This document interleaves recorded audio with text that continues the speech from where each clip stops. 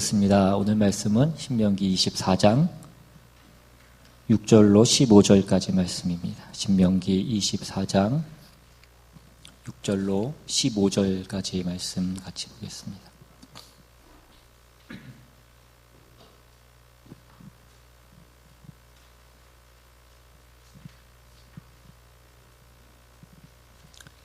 찾으셨으면 제가 봉독하겠습니다.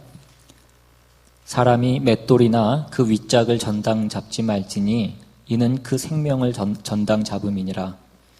사람이 자기 형제 곧 이스라엘 자손 중 한 사람을 유인하여 종으로 삼거나 판 것이 발견되면 그 유인한 자를 죽일지니 이같이 하여 너희 중에서 악을 제할지니라.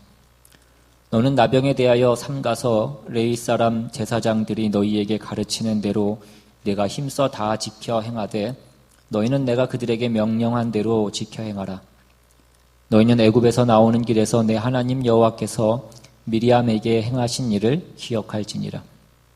내 이웃에게 무엇을 구워줄 때에 너는 그의 집에 들어가서 전당물을 취하지 말고 너는 밖에 서 있고 내게 꾸는 자가 전당물을 밖으로 가지고 나와서 내게 줄 것이며 그가 가난한 자이면 너는 그의 전당물을 가지고 자지 말고 해질 때에 그 전당물을 반드시 그에게 돌려줄 것이라.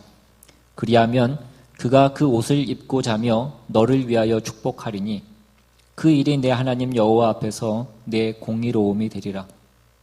곤궁하고 비난한 품꾼은 너희 형제든지 내 땅 성 문 안에 우거하는 객이든지 그를 학대하지 말며 그 품삯을 당일에 주고 해진 후까지 미루지 말라. 이는 그가 가난함으로 그 품삯을 간절히 바람이라. 그가 너를 여호와께 호소하지 않게 하라. 그렇지 않으면 그것이 내게 죄가 될 것임이라. 아멘. 오늘은 하나님이 이스라엘 백성들에게 주시는 기타 여러 가지 규례와 계명들이 나와 있는 부분인데 특별히 오늘 우리는 그 가운데에서도 이 뭔가를 구워줄 때에 담보를 잡는 이 문제에 대해서 오늘 살펴보려고 합니다. 먼저 오늘 본문 6절에 보시면 너희가 무엇을 구워주고 담보를 잡을 때에 맷돌을 담보로 잡거나 또 그 맷돌의 윗짝을 담보로 잡지 말라고 그렇게 명령하십니다. 왜냐하면 당시에 이스라엘 백성들은 아침마다 그 맷돌로 곡식을 갈아서 그것으로 빵을 만들거나 음식을 만들어서 해 먹었기 때문에 만약에 맷돌을 그 담보로 잡으면 음식을 해 먹을 수가 없고 음식을 해 먹지 못하면 그 생명을 연장할 수 없기 때문에 맷돌을 담보로 잡는 것은 그의 생명을 담보로 잡는 것과 마찬가지다 이런 얘기입니다. 그러니까 있는 자가 없는 자에게 그 물질 때문에 생명을 위협하는 그 정도까지의 핍박을 가하지 말라라는 그런 얘기인 것입니다. 이어서 나오는 7절에 보시면 또 사람을 납치해서 너희가 종으로 삼을 수 없다라고 그렇게 말씀합니다. 이것은 우리가 어떤 우리의 이기적인 욕심으로 사람의 어떤 다른 사람의 인권을 침해하거나 다른 사람을 내 재산인 것처럼 그렇게 이용해서는 안 된다라는 그런 얘기 들립니다. 여기 나오는 이 모든 말씀들은 어떤 우리가 생각하는 어떤 이념적이거나 어떤 이상적인 어떤 그런 내용들을 얘기하려고 하는 것이 아니라 오늘 우리의 삶 가운데에도 얼마든지 일어날 수 있는 어떤 그런 일들에 대하여서 대표적으로 설명하기 위해서 말씀하고 있는 그런 내용들인 것입니다. 그러니까 누군가의 그 맷돌을 담보로 잡아오는 것은 한마디로 얘기하면 너는 죽어도 괜찮다, 너는 죽어도 싸다 이렇게 생각하는 것이다 이것입니다. 그러니까 그렇게 하지 말라라는 것은 어떤 누구도 어떤 다른 사람도 우리가 그렇게 생각해도 좋을, 우리가 그렇게 판단해도 좋을 사람은 없다라는 것입니다. 살다 보면 우리는 우리 자신에 대해서도 그런 생각이 들 때가 있지만 주변에 있는 다른 사람들 중에도 저 사람은 왜 있나? 저 사람은 왜 태어났나? 라는 생각이 드는 그런 사람이 있을 수 있습니다. 자기 앞가림 하나도 하지 못하고 다른 사람들에게 피해만 주는 저 사람은 왜 태어나서 그 부모의 속을 썩이고 다른 사람들을 힘들게 하고 이 사회를 어렵게 하는가? 차라리 나지 않았으면, 없으면 더 좋았을 텐데, 우리에게도 이익이고 이 사회에게도 더 이익이었을 텐데, 그렇게 생각이 드는 사람이 있을 수도 있습니다. 그러나 우리의 기준으로, 어떤 우리의 생각으로 저 사람은 왜 있는가라고 그렇게 말할 수 있는 사람은 없다라는 것입니다.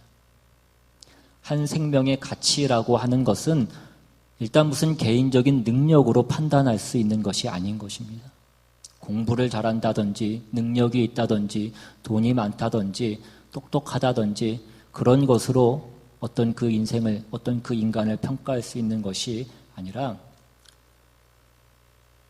더군다나 우리가 지금은 그 사람을 무시하고 업신여겨도 좋다라는 그 생각이 드는 사람이라고 할지라도 그 사람을 무시해서는 안 되는 이유는 하나님께서 어떤 사람을 완성시키시고 인도하시는 그 과정 가운데 그 사람을 완성시키기 위하여 때로는 그 어려운 자리, 그 무시당하고 힘든 자리에 놓는 경우가 있기 때문이라는 것입니다. 늘 말씀드리지만 형통한 자리에서 뭔가를 배우고 성숙하고 또 훌륭해지는 사람은 없습니다. 모든 훌륭한 사람들은 어떤 어려운 난관을 극복하는 것입니다. 그 난관을 극복하는 것은 능력에 있지 않습니다. 그 난관이 무엇을 의미하는가를 제대로 이해할 때 그 난관을 극복하는 것입니다. 인생이 무엇이고 인간이란 것이 무엇인가? 그 인간의 가치가 무엇이고, 그래서 우리의 인생 가운데 우리가 가장 무엇에 집중해서 어떤 무엇을 목적해서 살아야 되는가, 그러한 것들을 그 어려움과 그 좌절과 그 낭만 가운데에서 배워나가게 된다라는 것입니다. 그러니까 한 인간을 완성시키는 데 있어서 하나님이 그 인간을 인도하시는 과정 속에서 때로는 무능해 보이고 열등해 보이고 쓸모없어 보이는 그 길을 걷게 하시는 경우가 있는데, 그때에 그 사람을 보고 너는 쓸모없는 자다, 너는 하나님이 버리신 자다, 그렇게 손가락질할 수 없다라는 것입니다. 하나님이 우리를 도달케 하시려고 하는 그 자리는 우리가 생각하는 어떤 유능이나 무능함으로 나뉘어지는 그런 자리가 아닌 것입니다.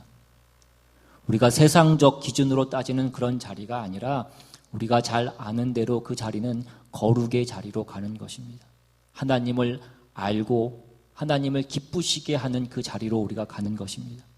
그런데 우리는 자꾸 어떤 세상적인 기준을 가지고 보니까 가난하다던가 무능하다던가 지금 형편이 나쁘다던가 하는 것으로 우리가 쉽게 사람을 무시할 때가 있더라는 것입니다. 오늘 성경은 그러지 말라는 그런 말씀입니다. 우리가 한 사람을 볼 때에 이해관계를 가지고 보지 말라는 것입니다. 하나님의 눈으로 그 사람을 보라는 것입니다.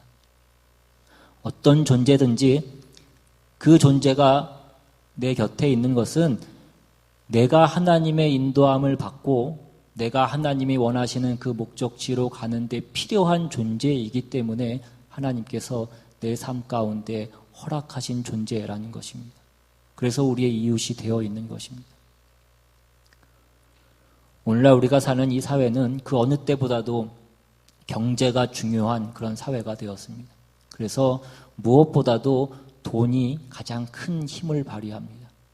돈이 만물의 척도가 됐고, 그래서 돈이 사람을 평가하는 어떤 기준이 됐습니다. 돈을 가진 사람을 보면 우리는 뭔가 조금 더 대우해주고 뭔가 마음속으로 한 수 접어주는 그런 사회에 우리가 살게 되었다라는 것입니다. 그래서 우리가 그 사람을 그저 그렇게 이해관계로만 보면 나한테 필요하면 우리는 가서 아첨을 떨고 나한테 필요하지 않으면 손해가 되면 배척을 하더라는 것입니다. 그러지 말라는 그런 말씀입니다. 가진 자의 책임은 무엇이냐면 자비를 베풀어라 이것입니다. 그 돈을 가진 자가 없는 자를 무시하지 말고 괄세하지 말라는 것입니다. 돈으로 착취하지 말고 착취하는 것 이상의 어떤 피해를 입히지 말아야 되는 것은 물론이고 오늘 본문에 보시면 10절 이하에 내 이웃에게 무엇을 구워줄 때에 너는 그의 집에 들어가서 전당물을 취하지 말고 너는 밖에 서 있으라 이것입니다. 그리고 내게 꾸는 자가 전당물을 밖으로 가지고 나와서 내게 줄 것이라 라고 그렇게 말씀합니다. 너는 가졌고 너는 그래서 구워줄 수 있고 저 사람은 안 가졌고 그래서 꾸는 입장이라고 해서 그 상대방의 인격을 무시하지 말고 상대방의 자존심을 짓밟지 말라라는 그런 말씀입니다. 능력이 있다 없다, 어떤 돈이 있다 없다, 지위가 있다 없다 이러한 것들은 한 인격을 짓밟을 수 있는 그런 이유가 되지 못한다라는 것입니다. 우리가 사는 이 사회는 경쟁 사회고 약육강식의 논리가 통하는 곳이기 때문에 실패한 자, 무능한 자는 언제든지 짓밟을 수 있고 무시해도 좋다라는 그런 사회 속에 우리는 살아가고 있습니다. 그러나 오늘 성경은 너희는 그렇게 살지 말라는 것입니다. 가난하다고 해서 그 사람이 자기보다 못한 사람이라고 생각하지 말라는 것입니다. 왜냐하면 하나님은 가난한 자를 위해서 오시는 것입니다. 물론 여기서 얘기하는 그 가난하다라는 것은 어떤 물질적인 기준으로 얘기하는 것이 아니라 영적인 기준으로 얘기하는 것입니다. 그러나 그 속에는 하나님께서 우리를 구원하시는 데는 어떤 우리의 자격이나 우리의 조건이 아니라 우리가 가진 것이나 우리가 높은 것으로 인하여서 우리가 그 구원을 이루는 것이 아니라 하나님의 사랑과 긍휼과 자비가 이유가 되어서 우리가 구원을 받는 것이 그 구원의 원칙이라는 것을 우리에게 가르치고 있는 것입니다. 그래서 성도들 삶에 있어서 우리가 불신자와 다른 가장 큰 삶의 원칙이 있다라고 한다면 그것은 무엇이냐면 그것은 겸손이고 자비고 긍휼인 것입니다. 우리가 가진 어떤 성공이나 능력이나 어떤 재주나 그 무엇으로도 다른 사람을 위협하거나 누구 앞에 나는 너와 다르다라는 것으로 우리가 그것을 써먹을 수 없다라는 것입니다. 우리는 우리의 삶 가운데에서 이 부분을 놓치지 않으셔야 되고 여러분 자녀들에게도 이것을 잘 가르치셔야 됩니다. 오늘 본문 가운데 우리가 조금 더 깊이 들어가서 살펴봐야 될 내용은 그러면 우리가 가난한 자를 학대하지 말고 긍휼과 자비를 베풀어야 되고 그들의 인격을 존중하고 무시하지 말아야 된다라는 것은 우리가 잘 알겠다 이것입니다. 그런데 오늘 내용에 보면 그러면 전당물은 왜 우리가 받느냐 이것입니다. 우리가 긍휼과 자비를 베푸는 것이라고 한다면 그냥 담보물을 받지 않고 꾸어주는 것이 더 맞지 않겠느냐라는 것입니다. 아니 더 나아가서 그냥 꾸어주지 말고 그냥 줘야 되는 것 아니냐라는 것입니다. 담보물을 잡는다라는 것은 내가 돈을 그냥 주지 않고 꾸어준다는 얘기이고 받기 위해서 꾸어주는 것이고 혹시 몰라서 그 담보물을 받아서 그 빌려준 돈을 받으려고 하는 것 아니냐 이것입니다. 오늘 성경이 우리에게 가르치려고 하는 것은 우리가 세상 가운데 사람들에게 베풀어야 되는 어떤 그 자비와 긍휼이라고 하는 것은 아무런 규칙과 기준 없이 베풀어지는 것이 아니라 어떤 규칙과 어떤 법칙 위에서 어떤 기준 위에서 이 일들이 행해져야 된다라는 것을 우리에게 말씀해 주고 있는 것입니다. 이러한 것들이 없으면 어떤 기준이나 어떤 원칙이 없으면 사람들은 혼란에 빠질 수밖에 없는 것입니다. 마태복음 5장에 보시면 예수님께서 누가 내 오른뺨을 때리면 내 왼편 뺨을 돌려대라고 그렇게 말씀합니다. 이 말씀은 우리 보고 너희가 바보가 되라는 그 말씀을 하시는 것이 아닙니다. 그것은 너희가 오른뺨을 맞았다라고 해서 같은 방법으로 복수하는 차원에서 그 원수를 갚지 말라라는 그 말씀을 하고 계신 것입니다. 오른뺨을 맞았다라는 것은 상대가 손등으로 때렸다라는 것을 얘기합니다. 보통은 오른손으로 때리면 왼뺨을 맞게 돼 있고, 근데 오른뺨을 맞았다라는 것은 두 번째로 손등으로 맞았다라는 것을 얘기하고, 당시에 손등으로 뺨을 맞는 것은 가장 모욕적인 어떤 그런 행동 가운데 하나였습니다. 그리고 원래 뺨을 맞는다라는 것은 아프라고 때리기보다는 모욕을 주기 위해서 하는 행동이었던 것입니다. 그러니까 상대방이 너에게 가장 큰 어떤 그 모욕을 주었다고 할지라도 네가 그 모욕에 대해서 동일한 방법으로 복수하지 말라라는 그 말씀을 주고 있는 것입니다. 성경이 가르치는 것은 악으로 악을 갚지 말라라는 것입니다. 선으로 악을 갚으라 이것입니다. 그러나 그것이 어떠한 규칙도 없고 어떠한 법도 없고 그런 것이 없어도 좋다는 그런 말씀을 하시는 것은 아니라는 것입니다.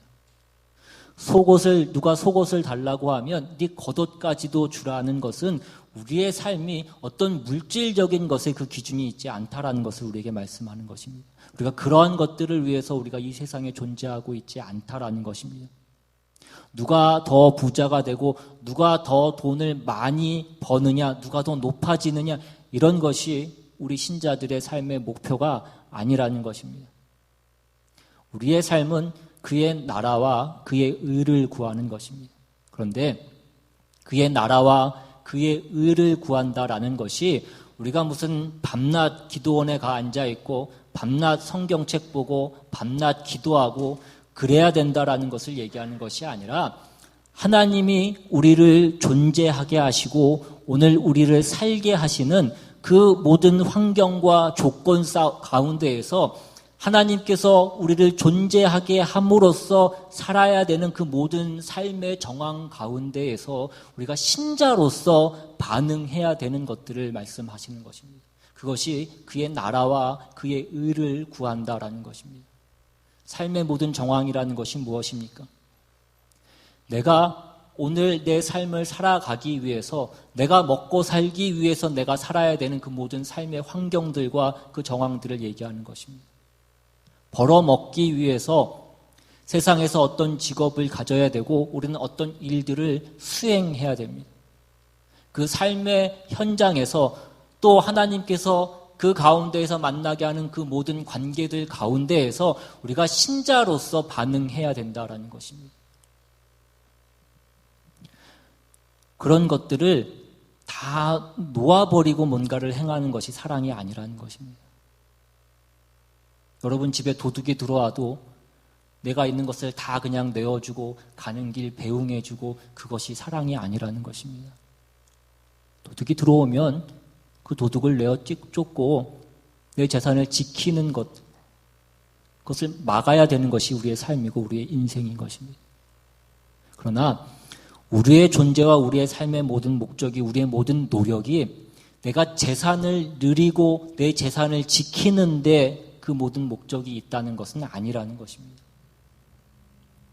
내가 벌어먹고 내가 한 인간으로 살아야 되는 그 주어진 모든 기간 동안에 내가 져야 되는 그 책임들을 위하여서 우리는 준비해야 될 것들이 있고 우리는 배워야 되고 우리는 건강을 유지해야 되고 필요한 최소한의 재산들을 지켜야 되는 것이 우리의 책임이고 우리의 인생인 것입니다.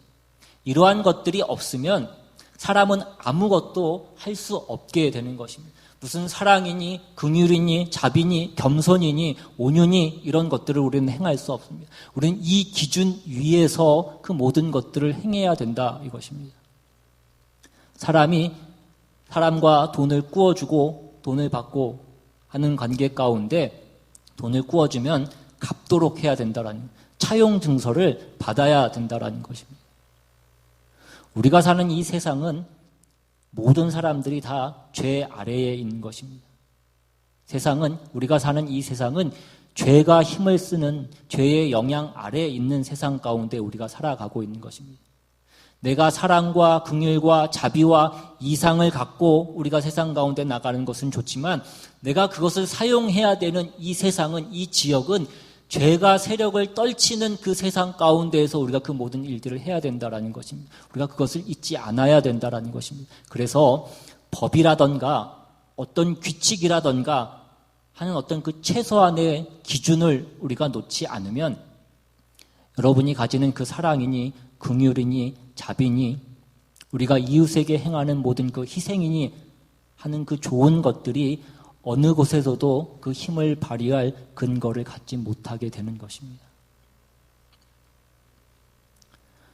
우리가 지금 말씀 가운데에서 하나님 앞에 요구받고 있고 명령받고 있는 우리가 모든 어떤 내용들, 모든 행동들과 그 행동으로 나타내야 되는 그 모든 어떤 내용들은 우리가 천국에서 사용하는 것이 아니라, 물론 그 천국에서 완성되고 그것이 거기서 꽃이 피고 열매를 맺을 것이지만 그 일은 우리가 이 세상 가운데에서 해야 되는 일들이라는 것입니다.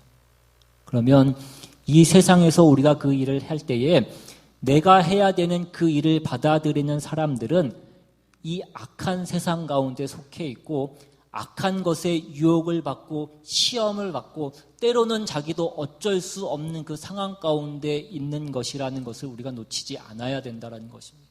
게다가 신자인 우리마저도 여전히 죄의 영향 아래에 있기 때문에 우리가 하나님의 뜻을 따라서 사용하지 못하고 자신의 이익을 구하거나 자신의 체면을 세우거나 자신의 자존심을 만족시키기 위해서 왜곡시키는 일이 언제든지 비일비재하게 일어나더라는 것입니다. 그래서 어떠한 규칙이 있어야 되고 어떠한 기준이 있어야 된다라는 것을 오늘 성경이 말씀하고 있는 것입니다.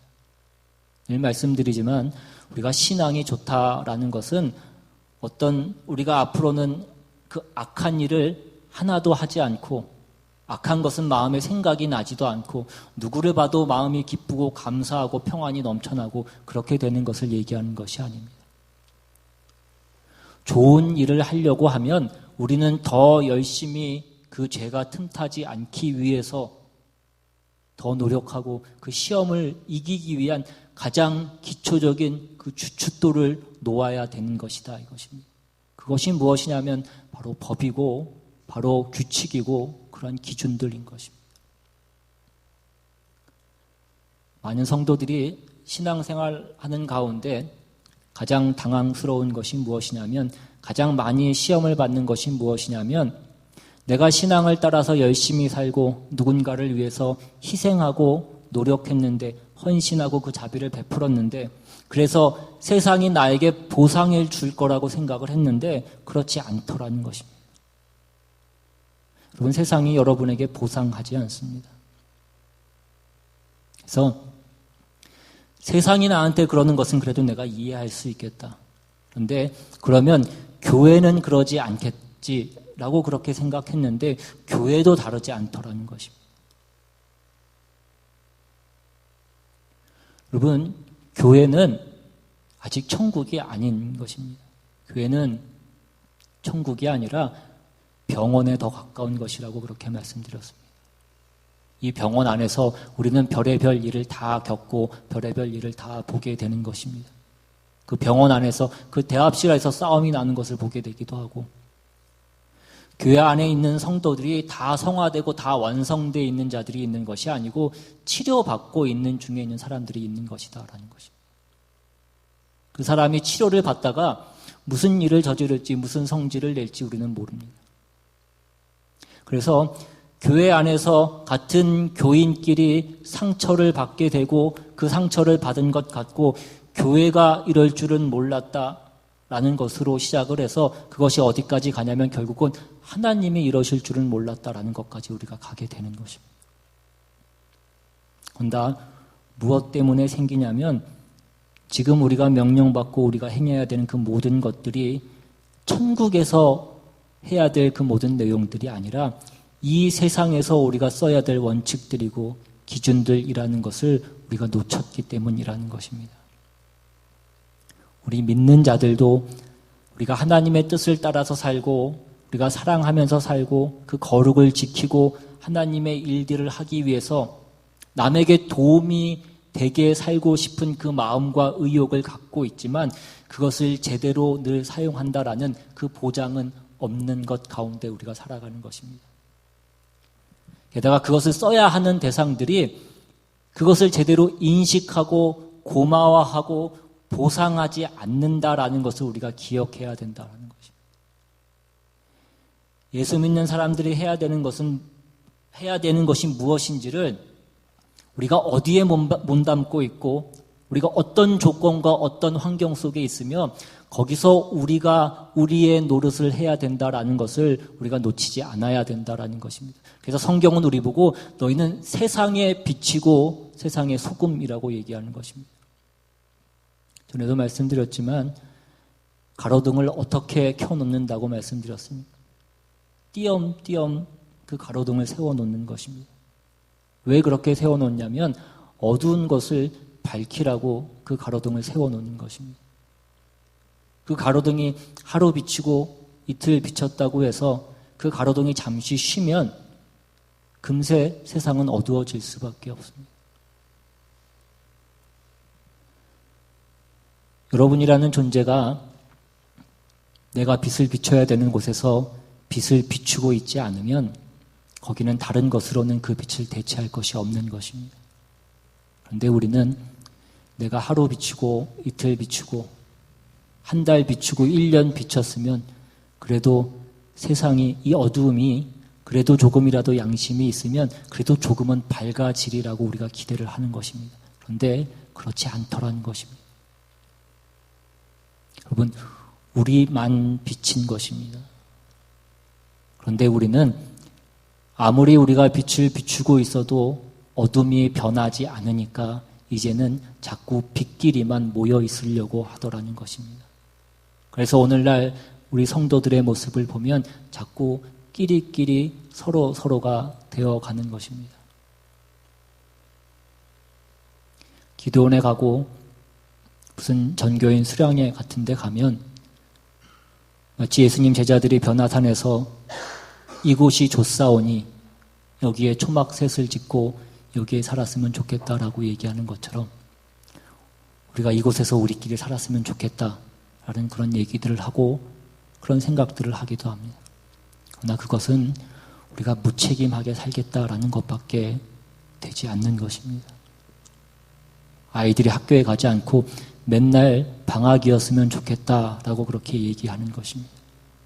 그렇게 얘기하는 자녀를 어떤 부모가 잘한다고 내어둘 수 있겠냐라는 것입니다.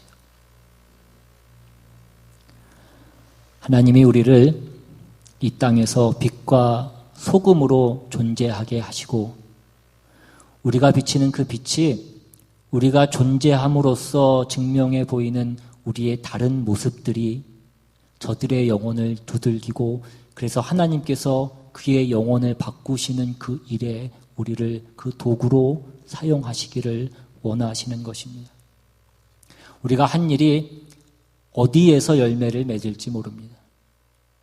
내가 그 행동을 한 그 사람이 꼭 나에게 그 결과를 주고 보상을 주고 감사를 주지 않습니다. 성경은 뿌리는 자가 따로 있고 거두는 자가 따로 있다라고 그렇게 우리에게 가르칩니다. 그러나 우리는 늘 우리가 해야 할 일을 해야 되는 것입니다. 오늘 본문 13절 하반절에도 보시면 그 일이 내 하나님 여호와 앞에서 내 공의로움이 되리라 라고 그렇게 말씀합니다. 이 세상이 악함과 그러므로 인하여서 이 세상이 우리가 한 일에 대하여서 보상하지 않는 것 때문에 우리가 지지 않아야 된다라는 것입니다. 여러분, 우리가 다른 사람의 맷돌을 담보로 잡지 않아야 됩니다. 다른 사람의 집에 들어가서 그 담보물을 가지고 나와서는 안 되는 것입니다. 그러나 담보는 받아야 되고 그 돈은 꾸어주고 받아야 되는 것입니다. 그러나 학대하지 말고 재촉하지 말고 그 사람의 인격을 짓밟지 말라는 것입니다. 그리고 우리가 베푸는 그 사랑과 긍휼의 그 첫 번째 기준은 그 긍휼을 베푸는 나나 그 긍휼을 받는 그 사람이나 다 죄악된 세상의 영향 아래에 있다라는 것을 우리가 놓치지 않아야 된다라는 것입니다. 그리고 또한 나 밖에는 이 일을 할 수 있는 사람이 없다라고 우리가 생각을 하고 하나님의 은혜로 내가 이 자리에 있다는 것을 기억하고 감사하는 마음으로 여러분이 하나님의 사람으로서 세상과 다른 반응을 하면서 우리는 우리의 삶을, 우리의 인생을 살아나가야 되고 우리의 반응을 보여야 되는 것이 우리가 가진 책임인 것입니다. 상대방이 알아주거나 말거나 우리는 하나님의 뜻을 행해야 되는 것이고 세상 사람이 할 수 없는 그 일을 해야 되는 것이고 그 보상을 내가 긍휼과 은혜를 베푼 사람이 나에게 주는 것이 아니라 하나님이 우리에게 베푸신다라는 것을 기억하고 우리가 그 일을, 그 짐을, 그 책임을 져야 된다라는 것입니다. 하나님께서 우리에게 먼저 그 은혜를 베푸셨고 이제는 우리에게 그 일을 하라고 명령하시는 것입니다. 우리는 하나님 앞에 이 일에 대한 책임을 지는 것이지 그러니까 세상에 대해서 보상을 받기 위해서 이 일을 하는 것은 아닌 것입니다.